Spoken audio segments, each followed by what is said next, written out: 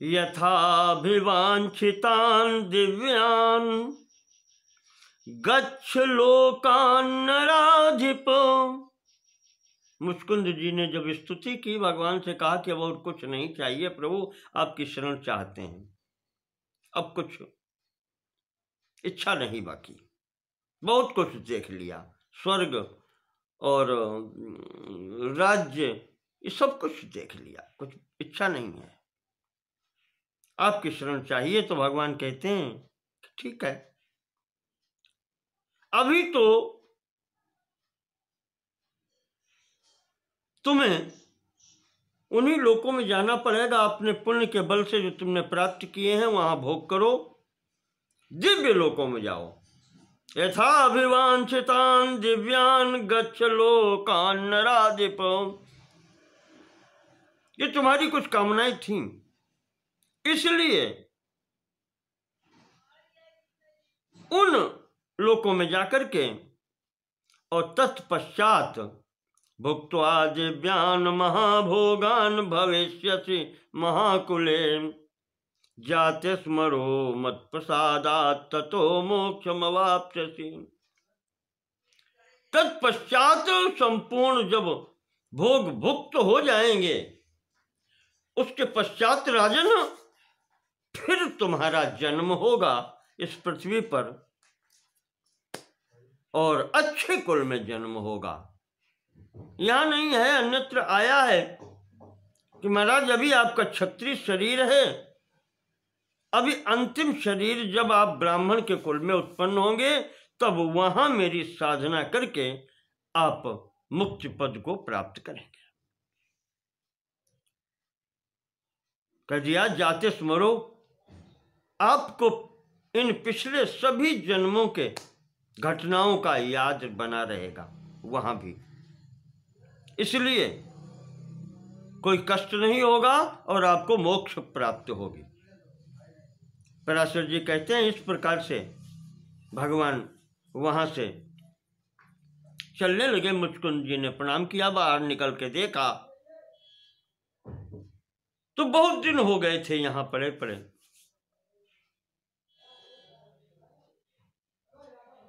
कुछ भी उन्हें अपने अनुकूल नहीं दिखाई पड़ा। कलयुग की स्थिति वो समझ गए, द्वापर का अंत है, कलयुग प्रारंभ होने वाला है, तो जो मनुष्य आदि भी हैं उनके कद छोटे हो गए, छोटे।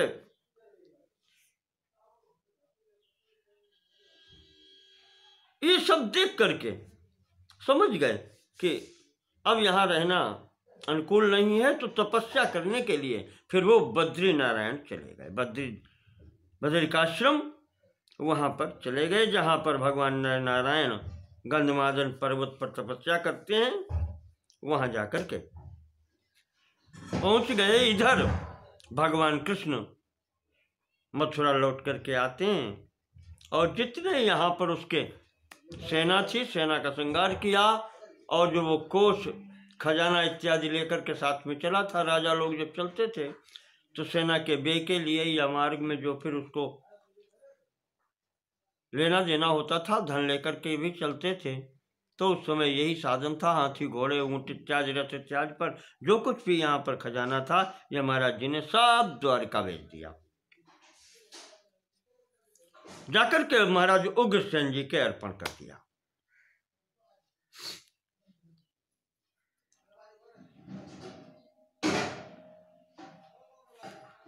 यहां पराशर जी कहते हैं कि जब ये घटना हो गई, विग्रह शांत हो गया ये, तो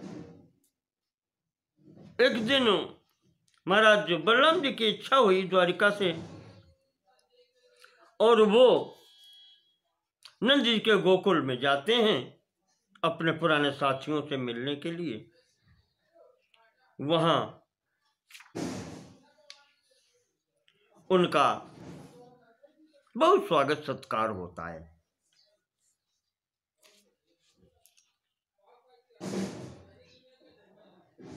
गोपियों से भी भेंट होती है। यहां पर महाराज जी ने थोड़ा सा संक्षिप्त रूप में बलराम जी का भी रास का वर्णन किया है।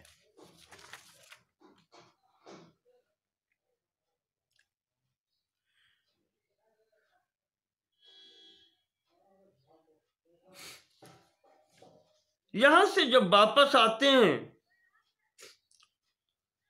तो महाराज जी कह रहे हैं कि इत्थम विभूषितो रे में तत्र रामस्तथा व्रजे।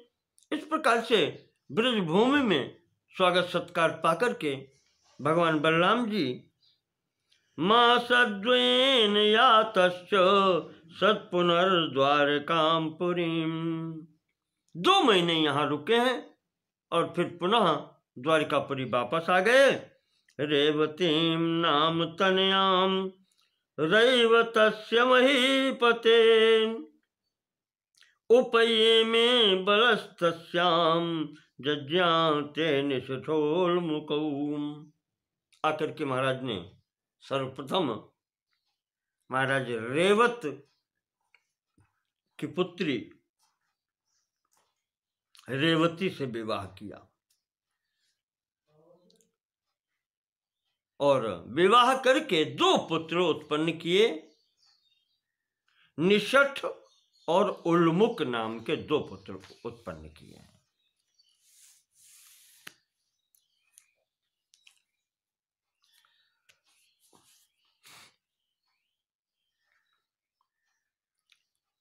अब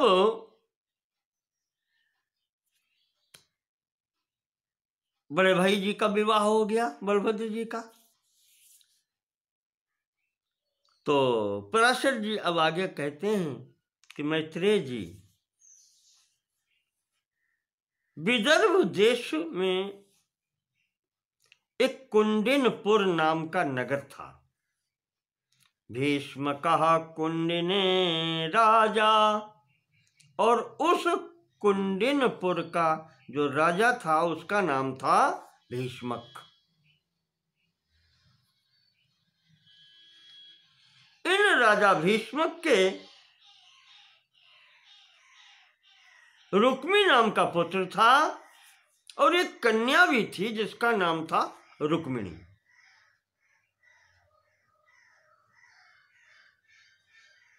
रुक्मिणी चक में कृष्ण सा चतम चारुहासिनी न ददौ याचते चैनाम रुक्मी द्वेषेण चक्रिणे।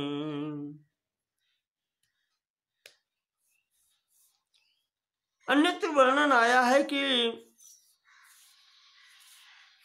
रुक्मिणी जी ने भगवान की चर्चा, कहीं कहीं आता है नारद जी के द्वारा सुनी और कहीं कहीं आता है ऐसे ही सुनी।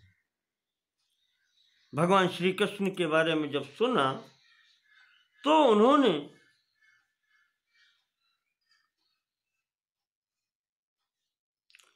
भगवान कृष्ण को प्राप्त करने की इच्छा,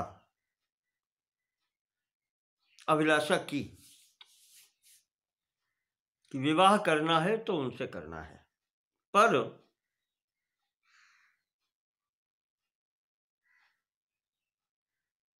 न ददौ याचते च एनाम। श्लोक ये बता रहा है कि भगवान ने मांगा भी पर न ददौ एनाम याचते पि। कृष्ण के मांगने पर भी कन्या नहीं दी। किसने? रुक्मी द्वेषेण चक्रिणे।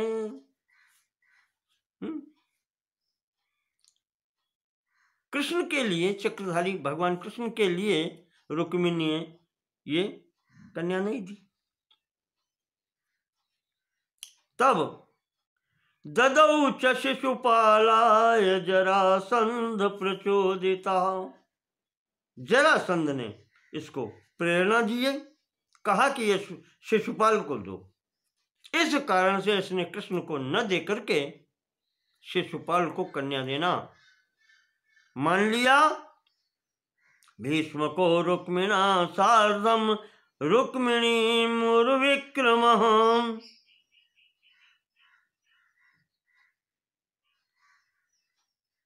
अब जरासंध की प्रेरणा है उस समय का, कहना चाहिए कि सर्वाधिक शक्तिशाली सम्राट, मगध सम्राट, और वो कह रहा है, उसने अपना प्रभाव का प्रयोग किया। ये सब इसी के गुटके हैं। शिशुपाल, दंतवक्त्र, कंस इत्यादि सब जरासंध के ही गुटके हैं सब। इसने रुक्मी से और भीष्मक पर दबाव डाला, कहा कि इसका विवाह शिशुपाल से करो।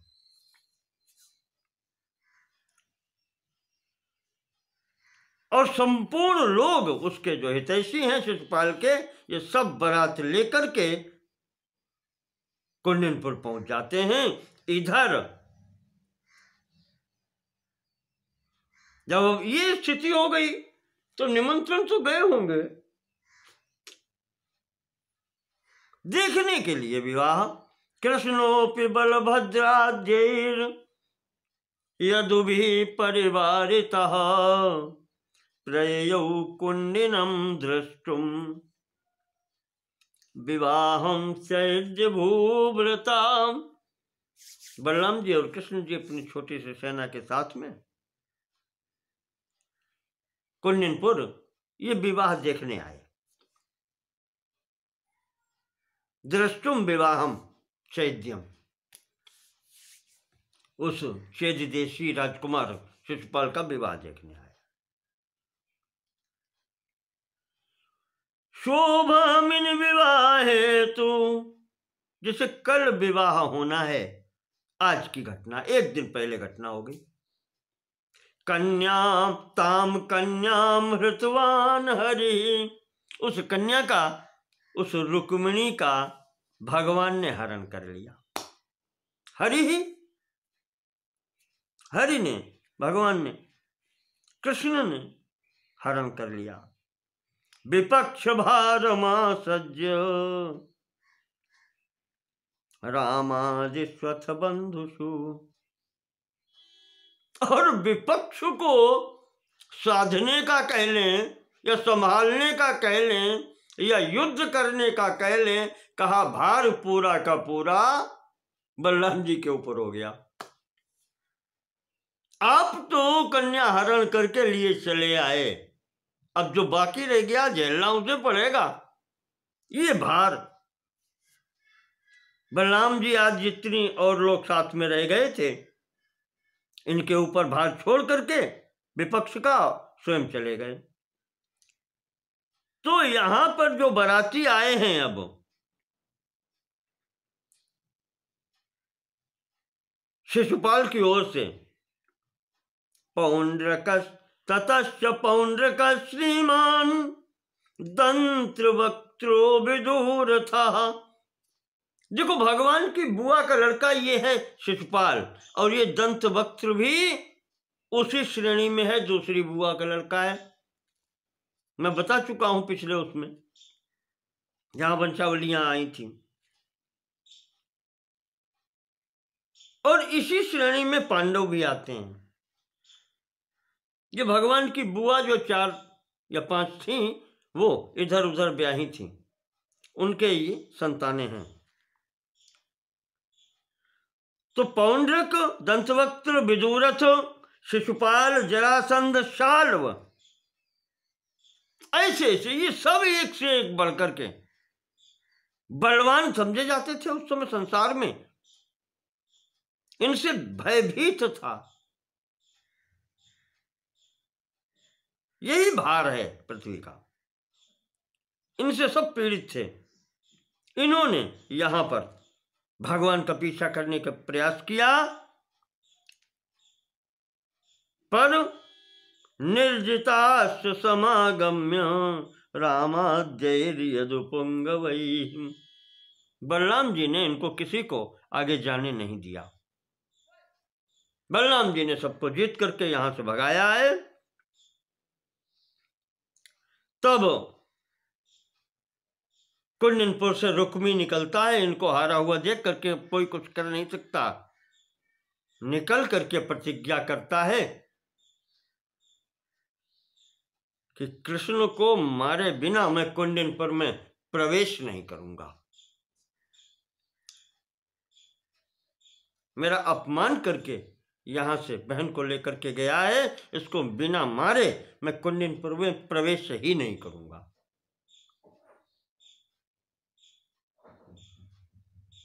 ऐसी प्रतिज्ञा करके यहां से निकला सेना लेकर के, और जाकर के इसने कृष्ण को घेर लिया। कृष्ण ने संपूर्ण सेना इसकी नष्ट की और नष्ट करके इसको बांध करके, पहली बात तो एक स्थान पर आया है, यहाँ पर इतना नहीं है कि महाराज ने तलवार निकाल करके इसको पकड़ लिया, तो रुक्मिणी ने भगवान के पैर पकड़ लिए। नहीं प्रभु, ये भाई है मेरा,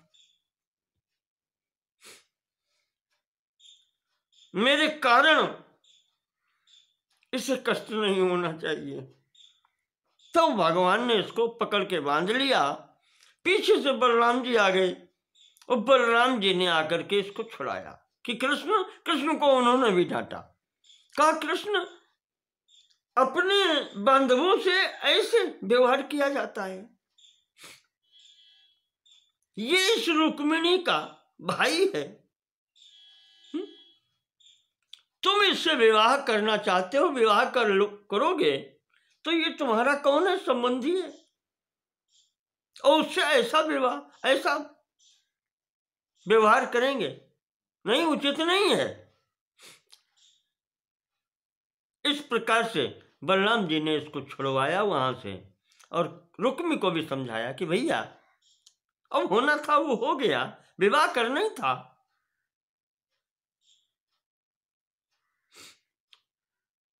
अब रुक्मी देखता है कि कोई यहां पर उपाय नहीं है, तो बिना कुछ कहे सुने यहां से वापस हो जाता है, क्योंकि प्रतिज्ञा करके आया था कि कुंडनपुर में प्रवेश नहीं करूंगा बिना कृष्ण को मारे। तो इसने अपने लिए एक नई राजधानी बसाई, भोजकट नाम की राजधानी है इसने बनाई है, वहां पर प्रिय रहता रहा, घर पर नहीं गया।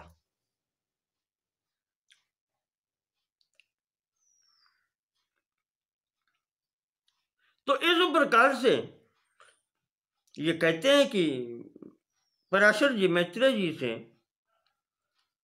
कि निर्जित्य रुक्मिणं सम्यग् उपेमे च रुक्मिणीं राक्षसेन विवाहेन संप्राप्तां मधुसूदनः। इस प्रकार से भगवान ने रुक्मिणी को रुक्मी, विदर्भ राज भीष्म के पुत्र रुक्मी को परास्त करके वैदर्भी रुक्मिणी से राक्षस विधि से विवाह किया। ये राक्षस विधि है कन्या का हरण करना और फिर उससे विवाह करना, ये राक्षस विधि कहते।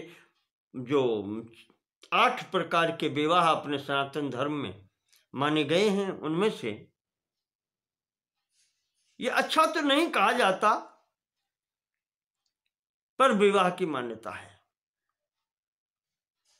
ब्राह्म, आर्ष, प्रजापत्य, गांधर्व, और उसके पश्चात में राक्षस, पैशाच, ऐसे करके है वो पूरा दौर है। तो उनमें ये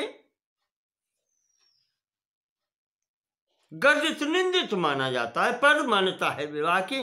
भगवान ने ये आसुर कहना चाहिए कि राक्षस विवाह के अनुसार रुक्मिणी जी से विवाह किया, कन्या हरण करके उससे विवाह किया। इस प्रकार के विवाह को राक्षस विवाह के अंतर्गत आता है।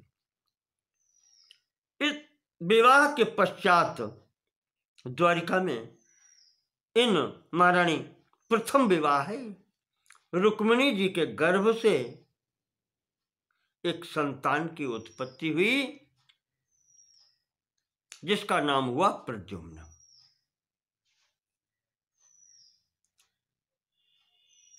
महाराज पराशर जी कहते हैं,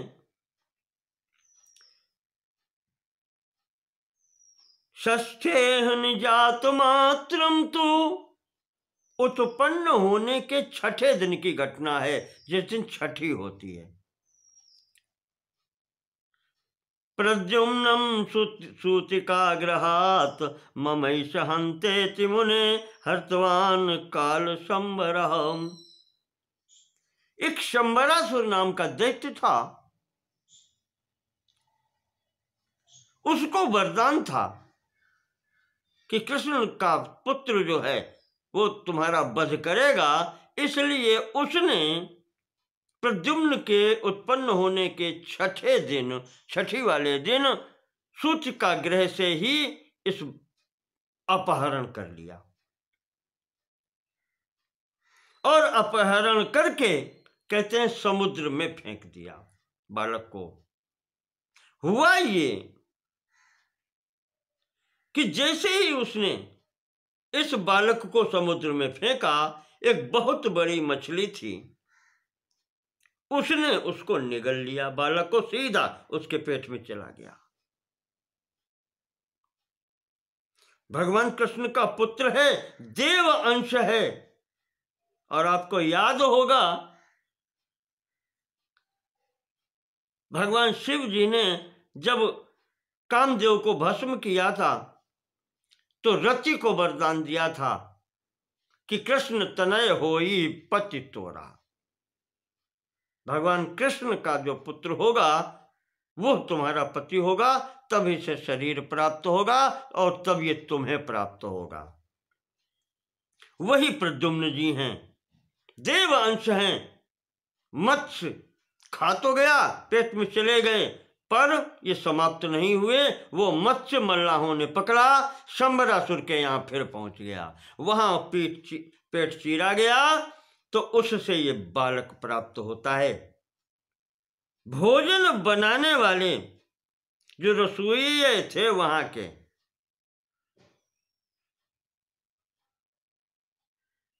वहीं उस रसोई घर की जो अध्यक्षा थी वो कामदेव की पत्नी रति थी, क्योंकि उसे भगवान शिव के द्वारा वरदान प्राप्त था। और इधर इसको असुर को भी, शंबरासुर को ये श्राप मिल चुका था कि भगवान कृष्ण के पुत्र के द्वारा इसका वध होगा। इस कारण से वो कामदेव की पत्नी रति गुप्त वेश धारण करके मायावती के नाम से यहां पर इसके भोजनालय में कार्य करती थी। यही प्रतीक्षा वो अपने पति की कर रही थी। वहीं पर मछली के पेट से ये बालक जब निकला है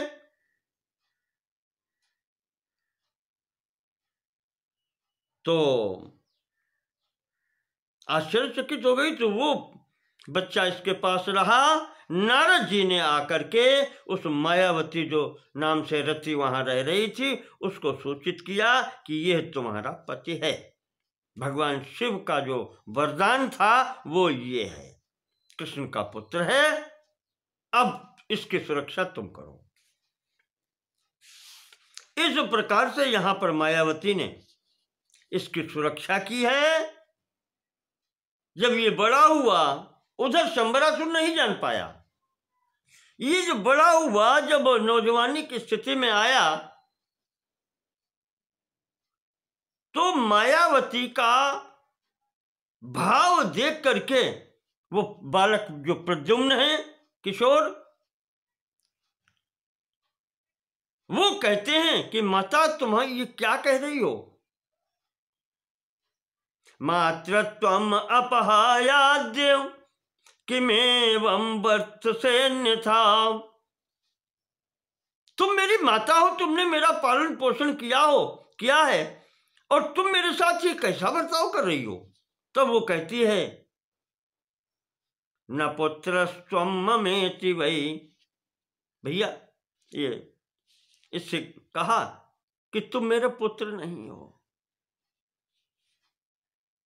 तनयम त्वामयम विष्णुर, आप भगवान विष्णु के पुत्र हैं, कामदेव हैं, या यूं कहें कि भगवान कृष्ण के पुत्र प्रद्युम्न हैं, जिसको ये हरण करके लाया था, और तुम मुझे इस प्रकार से प्राप्त हुए, तब मैंने तुम्हारी रक्षा की।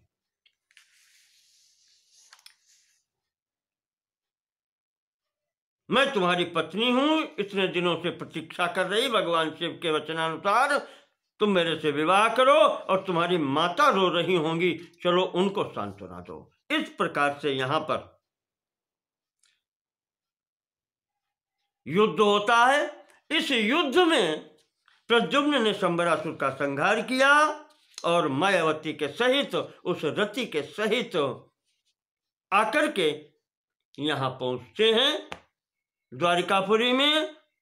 मातृकक्ष में माता जी के समक्ष, रुक्मिणी के समक्ष आते हैं। पहले तो रुक्मिणी भगवान कृष्ण जैसा स्वरूप देख करके शर्मा जाती है, पर बाद में जब ये प्रणाम करते हैं दोनों पति पत्नी, तो पहचान होती है, सब यहाँ पर सुखी हो जाते हैं। इसी समय नारद जी यहाँ पर आते हैं और संपूर्ण वृत्तांत निवेदित करते हैं भगवान कृष्ण और रुक्मिणी के समक्ष। सब बहुत प्रसन्न होते हैं। इस प्रकार से यहाँ पर हम महाराज प्रद्युम्न की कथा पूर्ण करते हैं। नमो नमः सर्वेषां कृते धन्यवादाः।